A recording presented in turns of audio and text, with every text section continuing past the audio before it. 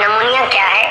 پھیپھڑوں میں لنگس میں انفیکشن کی وجہ سے سویلنگ ہو جاتی ہے، سوزش ہو جاتی ہے، تو سانس لینے کے عمل میں تکلیف ہوتی ہے، اسے نمونیا کہا جاتا ہے۔ نمونیا کو حدیث میں ذات الجم فرمایا گیا اور اس کی ٹریٹمنٹ کے لیے عود ہندی کو بیسٹ قرار دیا گیا۔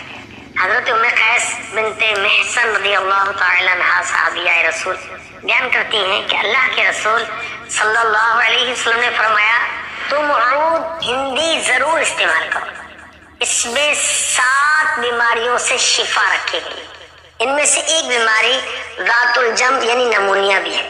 مفتی احمد یار خان نعیمی رحمۃ اللہ علیہ اس حدیث کی شرح میں فرماتے ہیں یعنی عود ہندی کو پانی میں حل کر کے سالو کر کے اس کی اسٹیم لی جائے اور پسلیوں پر اس کا لیپ کیا جائے۔ اور یہاں میں عرض کر دوں کہ کوئی بھی روحانی علاج کے علاوہ ایلوپیتھک علاج ہے یا وہ یونانی طب کا علاج ہے، یہ ڈاکٹر حکیم کے مشورے کے ساتھ کیا جاتا ہے۔ اس کی ریزنز کیا ہیں، اسباب کیا ہیں؟ پھیپھڑوں اور سانس کی نالی میں انفیکشن ہو جاتا ہے، زخم ہو جاتا ہے، سردی لگنا بھی اس کا سبب ہے، کھانسی اور گلا خراب ہونا بھی اس کا سبب ہے، دیر تک سرد ہوا میں رہنا بھی اس کا سبب ہو سکتا ہے، سگریٹ نوشی بھی اس کا سبب ہو سکتا ہے، گیلے کپڑے دیر تک پہنے رہنا بھی اس کا سبب بن سکتا ہے۔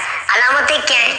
نزلہ زکام ہونا، کھانسی کے ساتھ بلغم آنا، سانس لینے میں دشواری ہونا، تیز بخار، سینے میں پیٹ میں درد ہونا، بہت پسینے آنا، اسکن یعنی جلد کی رنگت کا نیلا پڑ جانا، بلڈ پریشر کا کم ہو جانا وغیرہ۔